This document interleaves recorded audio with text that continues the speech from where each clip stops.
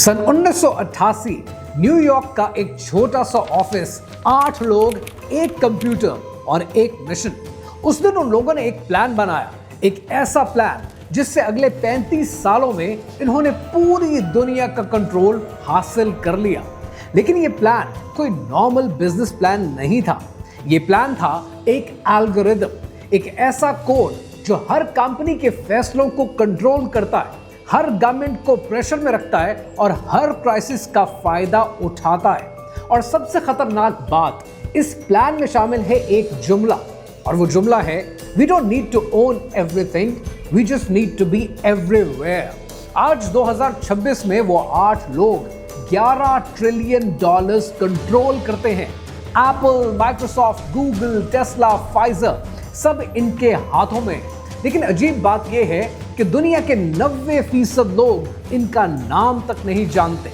Imagine करें कि दुनिया जल रही है, बैंक्स कोलैप्स कर रहे हैं, गवर्नमेंट्स पैनिक कर रही हैं और दुनिया का सबसे ताकतवर आदमी, यूनाइटेड स्टेट्स ऑफ अमेरिका का प्रेसिडेंट, परेशान खड़ा है। और उस वक्त वो अपने जनरल्स को कॉल नहीं करता, CIA को कॉल नहीं करता, FBI को कॉल नहीं करता, वो कॉल करता है एक प्राइवेट सिटीजन को, एक ऐसे आदमी को कि जिसके पास ना तो कोई प्राइवेट अपनी आर्मी है, ना उसके पास न्यूक्लियर के कोड मौजूद हैं। उसके पास सिर्फ एक चीज है और वो न्यूक्लियर बॉम्ब से ज्यादा ताकतवर है। उसके पास दुनिया को बदलने का, दुनिया को कंट्रोल करने का एल्गोरिदम है, और उस आदमी का नाम है लैरी फिंग और उसकी कंपनी का नाम है ब्लैक रॉक।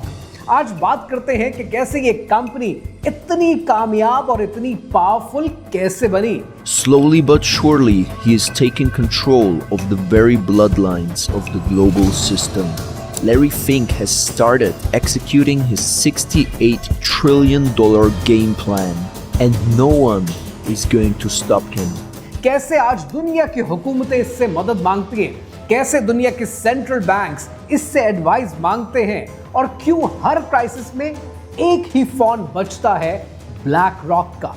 ये कहानी पैसे की कहानी नहीं है, ये कहानी कंट्रोल की कहानी है, दुनिया के कंट्रोल की कहानी, आने वाली नस्लों के कंट्रोल की कहानी। कहानी क्या है, आइए समझते हैं।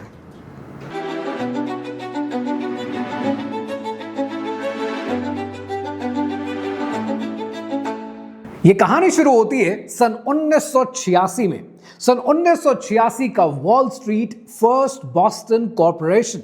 लैरी फिंग एक हॉट शॉट बॉन्ड ट्रेडर, 35 साल की उम्र, इंतहाई टैलेंटेड, अग्रेसिव, फियरलेस। उसने अपनी कंपनी के लिए बिलियंस कमाए थे और दुनिया कहती थी कि ये लड़का लेजेंड है। लेकिन फिर एक गलती, सन 1987 में ब्लैक मंडे आया, स्टॉक मार्केट क्रैश कर गई और लैरी फिंक की एक गलती से, एक रॉन्ग बेट से कंपनी को $100 मिलियन का नुकसान हुआ। एक दिन में सब खत्म। The bears and the bulls were out on Wall Street this week with some of the sharpest drops and gains in stock market history. So what did it all mean? Now there's a question that the experts and analysts will be pondering for a time. Larry Fink को fire कर दिया गया, public humiliation अलग से हुई और career खत्म हो गया। लैरी फिंक की रेपुटेशन डिस्ट्रॉयड। नॉर्मल आदमी होता तो शायद हार मान लेता, लेकिन लैरी फिंक ने सोचा कि अगर मैं हार गया तो सिस्टम ही बदल दूंगा। और यहां से शुरू होता है revenge plan. We should have been fired a year ago and a quarter ago before the loss. We were making so much money. And we had no idea why we were making so much money. कुछ महीने के बाद Larry Fink को एक phone call आती है और ये फोन कॉल करने वाले शख्स का नाम है स्टीव श्वार्ज़मैन। स्टीव श्वार्ज़मैन ब्लैकस्टोन कंपनी का मालिक है। सन 1985 में स्टीव श्वार्ज़मैन ने ब्लैक रॉक ग्रुप बनाया था और ये एक प्राइवेट इक्विटी फर्म थी। वो शायद लैरी फिंक की काबिलियत से वाकिफ भी था, उससे मुतासिर भी था, और उसने लैरी को एक ऑफर की कि मेरे साथ मिलकर काम करो। 1988 में डील फाइनल हो गई और कंपनी का नाम रखा गया ब्लैकस्टोन फाइनेंशियल मैनेजमेंट। शुरुआत में तो सब कुछ अच्छा था, लेकिन फिर मसले पैदा हुए क्योंकि लैरी को चाहिए था मुकम्मल कंट्रोल। जबकि स्टीव जहां जहां जाता था वही कहता था कि ये ब्लैकस्टोन का डिवीजन है, तो फैसले सिर्फ लैरी के नहीं होंगे, फैसले कंपनी के होंगे। और यूं 1992 में लैरी ने फैसला किया कि मैं अपनी इंडिपेंडेंट कंपनी बनाऊंगा। और जब स्टीव को इस बात का पता चला तो उसने कहा ठीक है, बिल्कुल बनाओ, लेकिन कंपनी का नाम बदलना पड़ेगा। और यूं सन 1992 में ब्लैक रॉक का आगाज हुआ। फिर यहां से शुरू होती है दुनिया की सबसे खतरनाक जर्नी। लैरी फिंग ने अपनी गलती से एक सबक सीखा। वो हार इसलिए गया था क्योंकि उसने अपनी गट फीलिंग पर बेट लगा दी। तो उसने ये फैसला किया कि अब कभी अपनी फीलिंग पर काम नहीं करूंगा, जब भी बेट करूंगा डेटा पर चलूंगा। 1989 में लैरी फिंग ने हायर किए मैथमेटिकल जीनियसेस, कंप्यूटर साइंटिस्ट और फिजिसिस्ट और उनसे कहा कि एक ऐसा सिस्टम बनाओ जो फ्यूचर देख सके। और 3 साल के बाद सन 1992 में अलादीन बनकर तैयार His हुआ। open secret to success is a massive computerized system called Aladdin. Assets, liabilities, debts and derivative investment network। लेकिन ये कोई नॉर्मल सॉफ्टवेयर नहीं था, ये था दुनिया का पहला AI सिस्टम जो 5000 से ज्यादा वेरिएबल्स को ट्रैक करता था, रियल टाइम कैलकुलेशंस करता था, क्राइसिस प्रिडिक्ट करता था और मार्केट मूवमेंट्स को मैनिपुलेट करता था।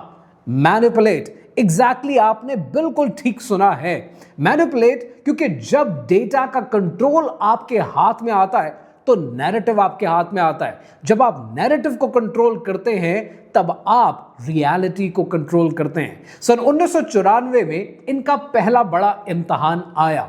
मैक्सिको की इकोनॉमी क्रैश होने वाली थी, सबको पता था, लेकिन एग्जैक्टली कब ये कोई नहीं जानता था। अलादीन ने प्रेडिक्ट किया कि अगले 2 हफ्ते में क्रैश होगा।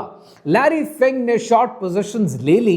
एग्जैक्टली 13 दिन के बाद मैक्सिको क्रैश करता है और ब्लैक रॉक ने $500 मिलियन कमाए। और दुनिया ने देखा कि ये लोग डेंजरस हैं, लेकिन असली डेंजरस चीज तो अभी बाकी थी। सन 2008 का साल आता है और इस साल सितंबर का महीना आता है। लेमन ब्रदर्स कोलैप्स कर चुका है, बियर स्टर्न्स खत्म हो चुका है, AIG गिरने के ब्रिंक पर खड़ा है, पूरी ग्लोबल इकोनॉमी पैनिक में है, बैंक्स गिर रहे हैं, मार्केट फ्री फॉल में हैं और गवर्नमेंट के पास ऑप्शंस खत्म होने वाली हैं। उस वक्त US treasury secretary Henry Paulson रात भर मीटिंग्स में बैठे रहते हैं और एक ही सवाल है उनके दिमाग पे कि सिस्टम को कैसे बचाया जाए। We are watching this market deteriorate. The stock market is now down 21%. और फिर एक फोन कॉल होती है लैरी फिंग को। गवर्नमेंट ने कहा कि हमें आपकी मदद चाहिए। लैरी फिंग ने सिस्टम को बचाने पर रजामंदी तो जाहिर कर दी, लेकिन एक बात क्लियर कर दी कि यह काम ब्लैक रॉक करेगा अपने फ्रेमवर्क के तहत। गवर्नमेंट के पास ज्यादा ऑप्शंस नहीं हैं। और यहां पर एक अहम मोड़ आता है। ब्लैक रॉक को एक्सेस मिलता है फेडरल रिजर्व के फाइनेंशियल डेटा का, टॉक्सिक एसिड्स को मैनेज करने के कंट्रोल का और उसके कॉन्ट्रैक्ट्स का और गवर्नमेंट बैक्ड मैंडेट्स का, बिना किसी ऑपरेशनल कैप के। यहां से ब्लैक रॉक सिर्फ एक इन्वेस्टमेंट फर्म नहीं रहता, यहां से वो सिस्टम के अंदर एक सिस्टम बना देता है और फिर मैजिक शुरू होता है। ब्लैक रॉक ने अलादीन यूज किया, सब टॉक्सिक एसिड्स को एनालाइज किया, फिर सस्ती प्राइस पर खरीद लिया। गवर्नमेंट को बोला ये सब वर्थलेस हैं, हमें पेमेंट की जरूरत है, पेमेंट चाहिए। गवर्नमेंट ने बिलियंस दिए। फिर 5 साल के बाद जब मार्केट रिकवर करती है तो वही वर्थलेस एसेट्स सोना उगलने लगते हैं और तब ब्लैक रॉक का प्रॉफिट $10 बिलियन हो चुका होता है। लेकिन ये सिर्फ पैसा नहीं था, ये था कंट्रोल, क्योंकि अब फेडरल रिजर्व ब्लैक रॉक पर डिपेंडेंट था। यूएस ट्रेजरी ब्लैक रॉक को ट्रस्ट करती थी, हर क्राइसिस में ब्लैक रॉक को कॉल की जाती थी। लैरी फिंग ने सिस्टम को नहीं बचाया, लैरी फिंग ने सिस्टम को खरीद लिया और यहां से शुरू होती है असली कहानी। अब आता है वो पार्ट जो YouTube पे अक्सर डिलीट कर दिया जाता है कि लैरी फिंक का रियल नेटवर्क क्या है। सबसे पहले कुछ डॉक्यूमेंटेड फैक्ट्स देखते हैं। 2015 में स्विट्जरलैंड के शहर डेवोस में वर्ल्ड इकोनॉमिक फोरम का एक सीक्रेट इजलास होता है और इस मीटिंग में जहां किए गए फैसले हेडलाइंस में नहीं आते लेकिन उनके असरात पूरी दुनिया में नजर आते हैं। उस मीटिंग में एक प्रेजेंटेशन होती है, टाइटल था द ग्रेट रीसेट और स्पीकर था ब्लैक रॉक का सीईओ लैरी फिंक। उस प्रेजेंटेशन में एक स्लाइड आती है और उस स्लाइड पर जब आप निगाह डालते हैं तब आप ये पढ़ते हैं कि इन 2030 you will own nothing and you will be happy. आज 2026 में अगर हम देखें तो आज हाउसिंग क्राइसिस है, घर खरीदना मुश्किल है। आज सब्सक्रिप्शन इकोनॉमी है, घर हो, सॉफ्टवेयर हो, एंटरटेनमेंट हो, मालिक बनना कम और रेंट पर लेना ज्यादा हो चुका है। आज डिजिटल कंट्रोल है, ज्यादा ऑनलाइन पेमेंट्स हैं और जितनी ऑनलाइन पेमेंट्स हैं उतनी पेमेंट्स ट्रेसेबल हैं, ट्रैकेबल हैं। लेकिन ये तो बस शुरुआत है। अब लैरी फिंक के कुछ डॉक्यूमेंटेड कनेक्शंस पर भी नजर डालते हैं। वो मेंबर है काउंसिल ऑन फॉरेन रिलेशंस का, वो multiple times Bilderberg meetings attend कर चुका है और वो बोर्ड लेवल मेंबर है वर्ल्ड इकोनॉमिक फोरम का। ये तीनों ऑर्गेनाइजेशंस ऑफिशियली पब्लिक फोरम हैं और पब्लिक फोरम के तौर पर प्रेजेंट की जाती हैं। इनकी वेबसाइट्स हैं, इनके एजेंडास पब्लिक होते हैं और इनकी मीटिंग्स डॉक्यूमेंटेड होती हैं। लेकिन जब मेंबरशिप लिस्ट को साइड बाय साइड रखकर देखा जाए तो एक इंटरेस्टिंग पैटर्न नजर आता है और ये पैटर्न आपको तीनों प्लेटफॉर्म पर बार बार नजर आता है। फॉर्मर प्रेसिडेंट्स, इंटेलिजेंस एजेंसीज के एक्स डायरेक्टर्स, ग्लोबल मीडिया के ओनर्स और दुनिया के सबसे पावरफुल बैंक्स के डिसीजन मेकर्स। सवाल ये नहीं है कि ये लोग यहां पर क्यों मिलते हैं, सवाल ये है कि जब दुनिया के डिसीजंस बंद कमरों में और बंद दरवाजों के पीछे डिस्कशंस में शेप हो रहे होते हैं और वही लोग मुख्तलिफ प्लेटफॉर्म्स पर बार बार मिलते हैं तो पावर असल में कहां कॉन्सेंट्रेट होती है। और जब हम ब्लैक रॉक जैसे इंस्टीट्यूशंस को समझने की कोशिश करते हैं तो इन मीटिंग्स को सिर्फ मीटिंग्स कहकर या कॉन्फ्रेंसेस कहकर छोड़ देना, इग्नोर कर देना मुमकिन नहीं है। क्योंकि यहां पर सिर्फ डिस्कशन नहीं होती है, यहां पर डायरेक्शंस डिसाइड होती हैं। डायरेक्शन ग्लोबल मार्केट्स की, कैपिटल के फ्लो की और उन फैसलों की जो बाद में पॉलिसी बनकर दुनिया पर असरअंदाज होते हैं। ये लोग प्राइवेट रूम्स में मिलते हैं, कैमरे के बगैर, प्रेस के बगैर, और फिर कुछ महीने के बाद, 6 महीने बाद, 1 साल के बाद आप क्या देखते हैं कि दुनिया के मल्टीपल कंट्रीज में एग्जैक्टली सेम फ्रेमवर्क इंप्लीमेंट होता नजर आता है। यह ऑब्जर्वेशन सिर्फ एक केस तक लिमिटेड नहीं है, इस पैटर्न को लोग डॉक्यूमेंट भी कर चुके हैं, एनालाइज भी कर चुके हैं। ब्लैक रॉक इस पूरे पिरामिड में कहां है? बहुत ऊपर। लैरी फिंक खुद एक इंटरव्यू में कह चुके हैं, Well, behaviors are going to have to change, and this is one thing we're asking companies. You have to force behaviors, and at BlackRock we are forcing behaviors. कि behaviors are gonna be changed and behaviors are changed by force। क्या ये democracy है या dictatorship? फैसला आप खुद करें। अब बात करते हैं कि ब्लैक रॉक इस पूरे सिस्टम को कंट्रोल करता कैसे है। Method 1, the share holder vote.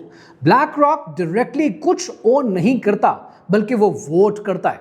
जैसे 2021 में एक्सॉन मोबिल शेयर होल्डर्स की मीटिंग में ब्लैक रॉक ने वोट किया क्लाइमेट एक्टिविस्ट बोर्ड मेंबर की फेवर में और नतीजा सीईओ को हारना पड़ा और एक वोट से कंपनी की डायरेक्शन चेंज हो गई। दूसरा तरीका method 2 which is the ESG weapon.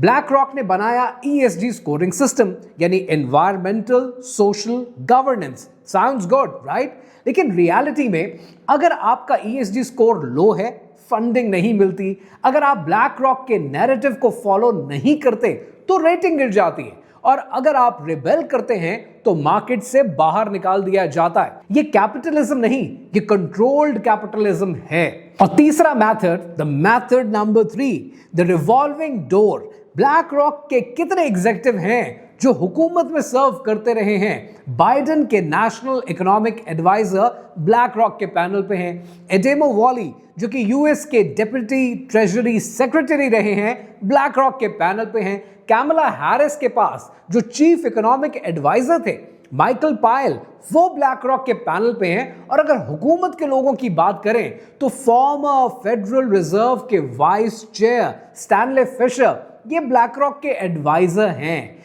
Sherrill mills की बात करें जो कि हिलरी क्लिंटन की चीफ ऑफ स्टाफ रही हैं, वो ब्लैक रॉक के बोर्ड पे हैं। क्या ये कॉन्फ्लिक्ट ऑफ इंटरेस्ट नहीं है जब हुकूमत में पॉलिसी बनाने वाले खुद कॉर्पोरेट प्रॉफिट पर चलते हो? ये एक ही जगह पर दो काम करते हैं, कोई सवाल नहीं पूछता। And then they have a third and fourth method, और ये जो चौथा मेथड है वो है द क्राइसिस प्लेबुक। ये पूरा एक पैटर्न है। 2008 में फाइनेंशियल क्राइसिस आता है, ब्लैक रॉक को कॉन्ट्रैक्ट मिलता है। 2020 में कोविड का क्राइसिस आता है, ब्लैक रॉक को कॉन्ट्रैक्ट मिलता है। और फिर 2023 में बैंकिंग का क्राइसिस आता है, ब्लैक रॉक को कॉन्ट्रैक्ट मिलता है। हर बार सेम प्लेयर, खुद ज्यादा कोइंसिडेंस नहीं है, या ये सब कुछ पहले से प्री प्लान्ड है। एक बहुत मशहूर कहावत है कि never let a good crisis go to waste, और ब्लैक रॉक ने इस सब को बिजनेस मॉडल बना दिया। अभी तक जितनी कहानी आपने ब्लैक रॉक के हवाले से सुनी है, ये तो सब तारीख का हिस्सा है। अब बात करते हैं कि वो फ्यूचर में क्या प्लान कर रहे हैं। This is the base. Going forward will be talking more about black rock and what's ahead, दुनिया में और क्या होने वाला है। अभी बात करते हैं कि ब्लैक रॉक किस किस्म का फ्यूचर आपके लिए और मेरे लिए प्लान कर रहा है। Step 1, central bank digital currencies. Black rock ने हर मेजर सेंट्रल बैंक को एडवाइस कर रखा है, फेडरल रिजर्व को, यूरोपियन सेंट्रल बैंक्स को, रिजर्व बैंक ऑफ इंडिया को, और सब डिजिटल करेंसीज लॉन्च कर रहे हैं। क्यों? क्योंकि कैश में फ्रीडम है, कैश को ट्रेस नहीं किया जा सकता, कैश को कंट्रोल नहीं कर सकते, कैश को फ्रीज नहीं कर सकते। लेकिन डिजिटल करेंसी की हर ट्रांजैक्शन ट्रेसेबल होती है, उसको ट्रैक कर सकते हैं, हर परचेज मॉनिटर कर सकते हैं, और अगर गवर्नमेंट चाहे तो अकाउंट को फ्रीज कर सकती है। और चाइना में ऑलरेडी ये हो रहा है।